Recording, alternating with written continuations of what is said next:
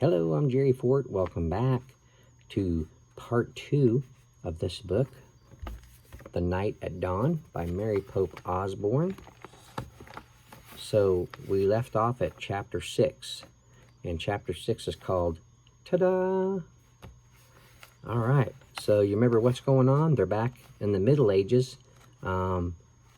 They've discovered a castle with a feast going on where everybody's eating and stuff. And they're sneaking around the castle right now.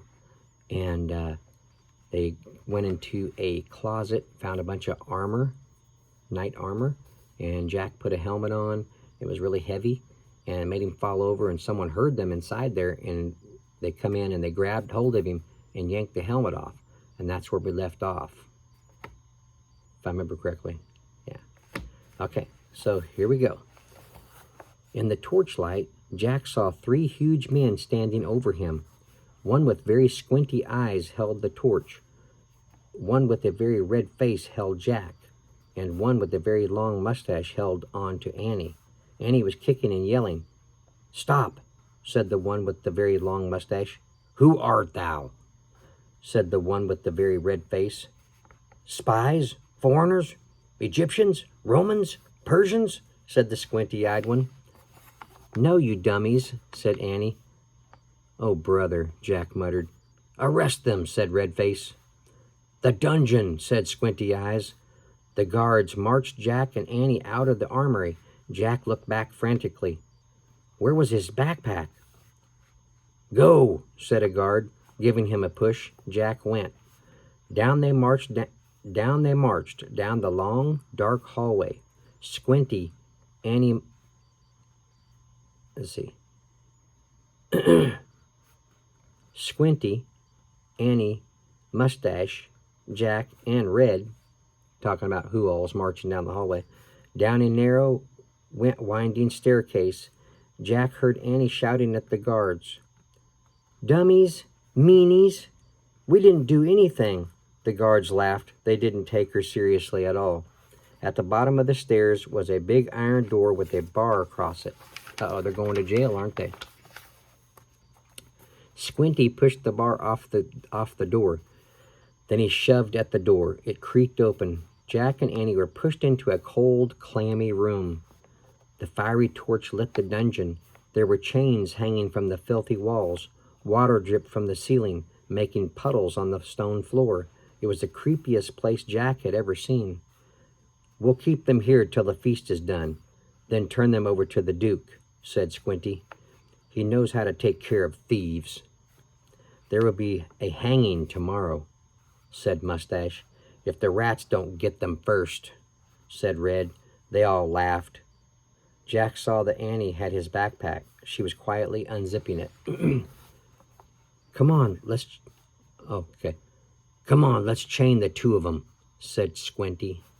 The guards started toward them. Annie whipped her flashlight out of the pack. "Ta-da!" she yelled. The guards froze. They stared at the shiny flashlight in her hand. Annie switched the light on. The guards gasped in fear. They jumped back against the wall. Squinty dropped the torch. It fell into a dirty puddle on the floor, sputtered, and went out. "My magic wand," said Annie, waving the flashlight. "Get down or I'll wipe you out."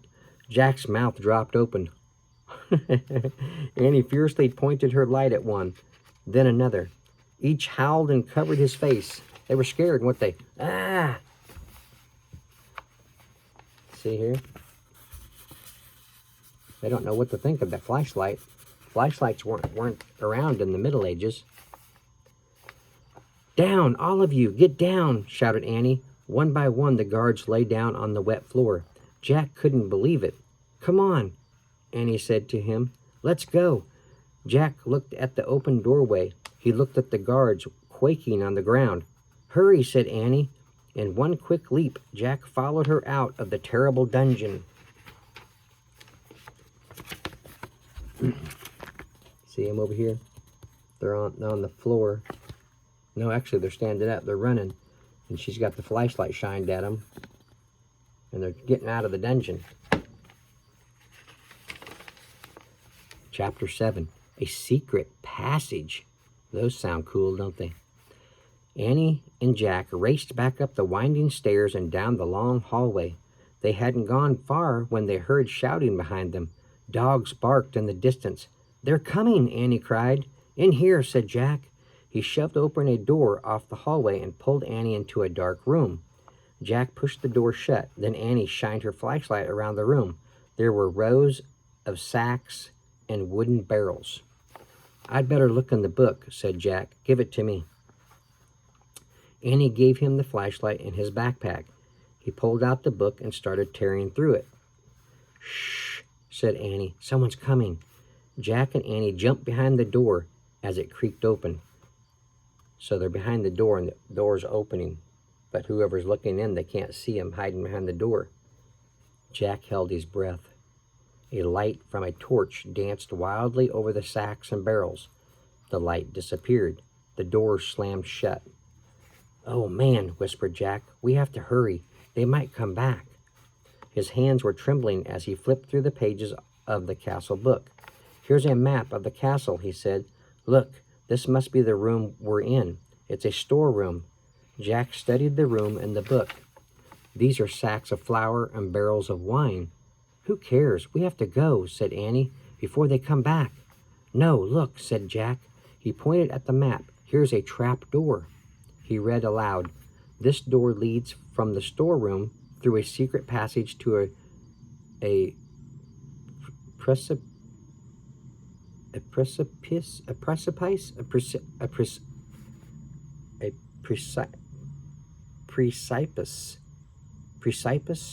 over the moat." I don't know what, I never heard that word before. "What's a precipice?" said Annie.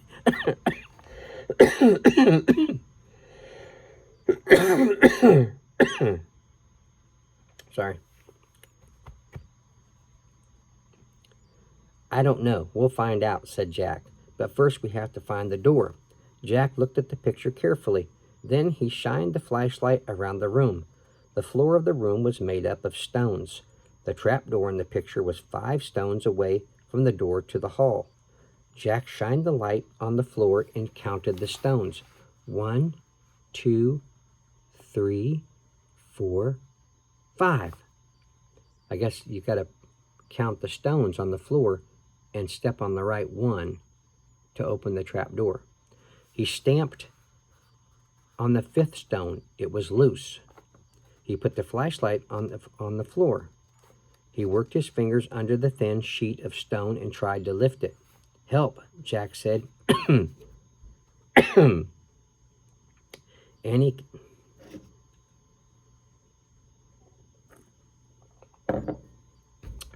Annie came over and helped him lift the stone square out of its place. Underneath was a small wooden door. Jack and Annie tugged on the rope handle of the door. The door fell open with a thunk. Jack picked up the flashlight and shined it on the hole. "There's a little ladder," he said. "Let's go." He clipped on the flashlight and felt his way down the small ladder. Annie followed. When they both reached the bottom of the ladder, Jack shined the light around them. There was a tunnel. He crouched down and began moving through the damp, creepy tunnel. The flashlight barely lit the stone walls. He shook the light. Were the batteries running down? Uh-oh. "I think our light's dying," he said to Annie. "Hurry," she called from behind. Jack went faster. His back hurt from crouching. The light got dimmer and dimmer. He was desperate to get out of the castle before the batteries died completely. Soon he reached another small wooden door, the door at the end of the tunnel. Jack unlatched the door and pushed it open. He poked his head outside. He couldn't see anything in the misty darkness. The air felt good, cool and fresh. He took a deep breath. "Where are we?" whispered Annie behind him.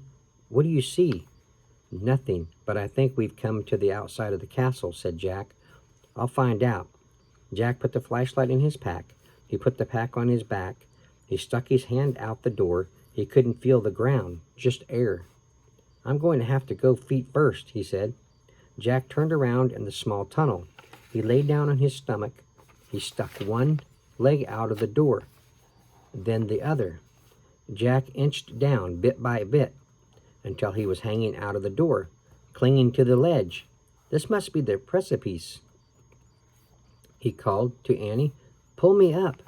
Annie reached for Jack's hands. "I can't hold you," she said. Jack felt his fingers slipping. Then down he fell. Down through the darkness. Splash! See, they're coming out this hole here. And he was feeling out the door. He couldn't feel the ground. Just air, because there was up high above the moat.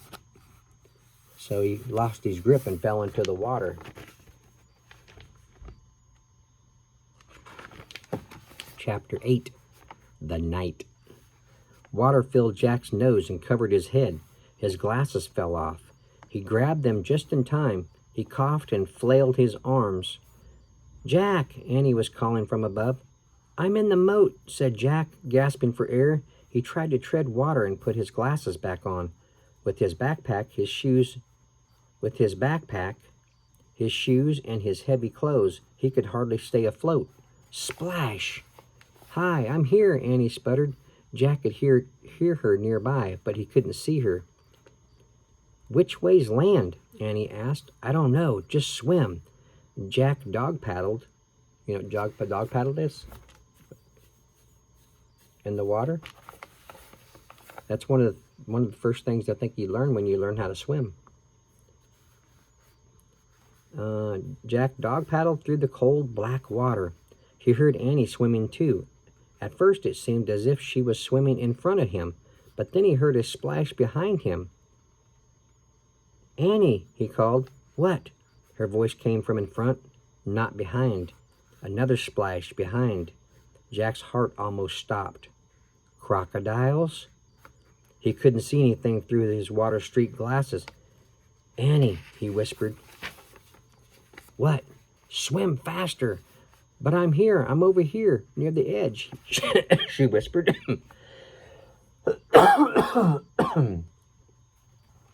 Jack swam through the dark toward her voice. He imagined a crocodile slithering after him. Another splash not far away. Jack's hand touched a wet, live thing. "Ah!" he cried. "It's me. Take my hand," said Annie. Jack grabbed her hand. She pulled him to the edge of the moat. They crawled over an embankment onto the wet grass. "Safe." Another splash came from the moat waters. "Oh, man," Jack said. He was shivering all over. His teeth were chattering. He shook the water off his glasses and put them back on. It was so misty he couldn't see the castle. He couldn't even see the moat, much less a crocodile. We made it," said Annie. Her teeth were chattering too. "I know," said Jack, "but where are we?" He peered at the foggy darkness. Where was the drawbridge? The windmill, the hawk house, the grove of trees, the treehouse? Everything had been swallowed up by the thick, soupy darkness. Jack reached into his wet backpack and pulled out the flashlight. He pushed the switch. No more light. They were trapped, not in a dungeon, but in the still, cold darkness. Nay! That was the horse. A horse's whinny. Just then the clouds parted. A full moon was shining in the sky. A pool of light spread through the mist. Then Jack and Annie saw him just a few feet away. The knight. He sat on the black horse. His armor shone in the moonlight. A visor hid his face. Sorry.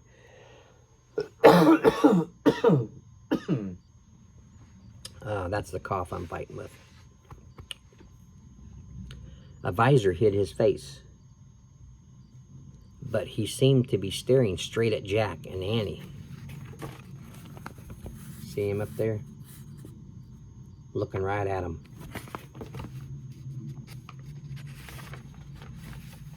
Chapter 9. Under the Moon. Jack froze. "It's him," Annie whispered. The knight held out his gloved hand. "Come on, Jack," Annie said. "Where are you going?" said Jack. "He wants to help us," said Annie. "How do you know?" "I can just tell," said Annie. Annie stepped toward the horse. The knight dismounted. The knight picked Annie up and put her on the back of his horse. "Come on, Jack, Jack," she called. Jack moved slowly toward the knight. It was like a dream. The knight picked him up, too. He placed Jack on the horse behind Annie. The knight got on behind them. He slapped the reins. The black horse cantered beside the moonlit water of the moat. Jack rocked back and forth in the saddle. The wind blew his hair. He felt very brave and very powerful. He felt as if he could ride forever on this horse, with this mysterious knight. Over the ocean, over the world, over the moon, a hawk shrieked in the darkness. "There's the treehouse," said Annie. She pointed toward a grove of trees. The knight steered the horse toward the trees. "See, there it is," Annie said, pointing to the ladder. The knight brought his horse to a stop. He dismounted and helped Annie down. "Thank you, sir," she said, and she bowed, and then Jack. "Thank you," he said, and he bowed also. Bowed.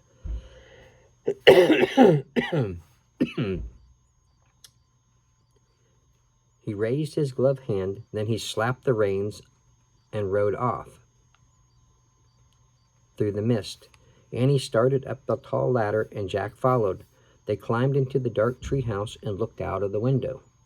The knight was riding toward the outer wall. They saw him go through the outer gate. Clouds started to cover the moon again. See him riding off?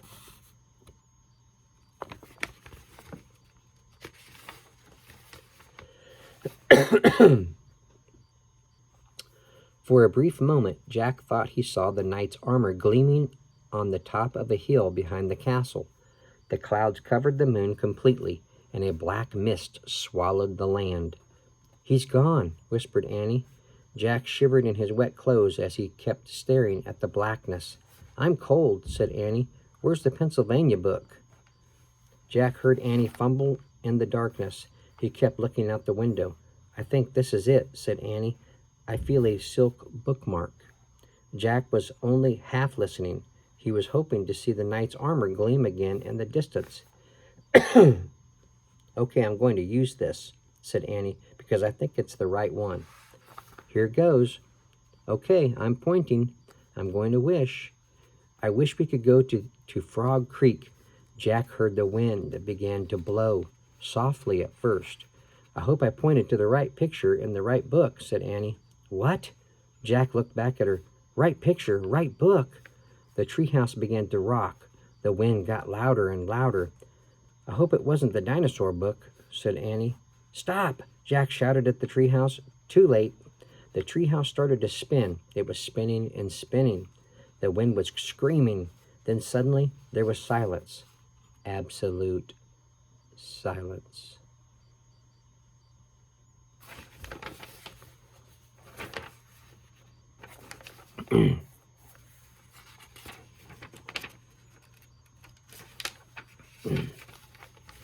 Chapter 10. One mystery solved. The air was warm. It was dawn. Far away a dog barked. "I think that's Henry barking," Annie said. "We did come home." They both looked out the treehouse window. "That was close," said Jack. In the distance, street lights lit their street. There was a light on in their upstairs window. "Uh-oh," said Annie. "I think Mom and Dad are up." "Hurry!" "Wait!" In a daze, Jack unzipped his backpack. He pulled out the castle book. It was quiet. It was quite wet.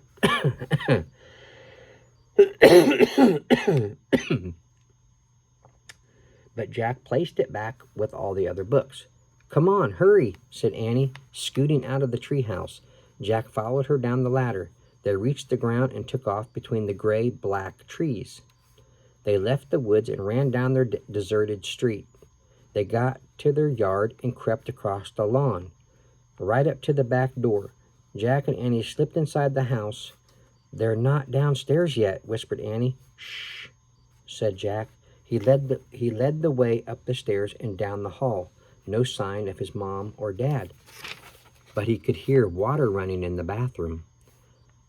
Their house was so different from the dark, cold castle. The safe and cozy and friendly Sorry. So safe and cozy and friendly. Annie stopped at her bedroom door. She gave Jack a smile, then disappeared inside her room. Jack hurried into his room. He took off his damp clothes and pulled on his dry, soft pajamas. He sat down on his bed and unzipped his backpack. He took out his wet notebook. He felt around for the pencil, but his hand touched something else. Jack pulled the blue leather bookmark out of his pack. It must have fallen out of the castle book. Jack held the bookmark close to his lamp and studied it. The leather was smooth and worn. It seemed ancient. For the first time, Jack noticed a letter on the bookmark. A fancy M. Come on in. Jack opened the drawer next to his bed. He took out the gold medallion. He looked at the letter on it. It was the same M. Now this was an amazing new fact. Jack took a deep breath. One mystery solved. The person who had dropped the gold medallion in the time of the dinosaurs was the same person who owned all the books in the treehouse. Who was this person? Jack placed the bookmark next to the medallion. He closed the drawer. He picked up his pencil. He turned to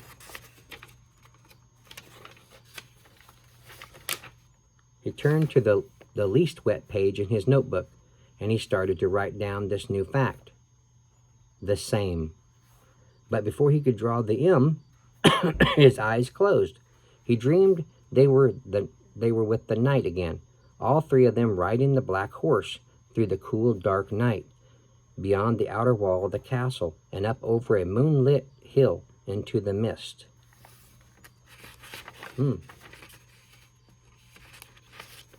But before he could draw the M, his eyes closed. Oh, he was getting ready. He was tired. See here? He's getting ready to put the same M, but he fell asleep as he was doing that. See there? There you go. What'd you think of that book? Wow. That was an adventure. Okay. Well, I thank you all for watching. I appreciate it. Hope you all stay tuned for the next book. Don't know what it's called yet, but we will find out. Hope you enjoyed it, and we will see you on the next one. This was a book by Mary Pope Osborne. Bye.